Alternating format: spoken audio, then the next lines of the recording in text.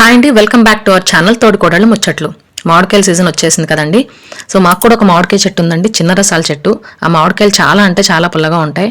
So వాటితో మేము ముక్కల పచ్చడి ఎలా చేసుకున్నామో మా స్టైల్లో చూసేద్దాం రండి.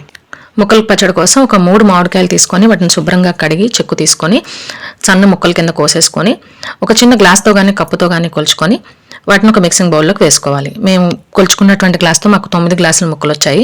సో 9 గ్లాసుల ముక్కలకు గాను మేము ఒక గ్లాసు మెత్తటి ఉప్పు, అలాగే ఒక గ్లాసు బావు దాకా మంచి పచ్చళ్ళ కారము, అలాగే వేయించి పొడి కొట్టుకున్నటువంటి మెంతి పొడి లేదా మెంతి పిండి అంటాం దాన్ని, బాగా దోరగా వేయించాలి మెంతులు.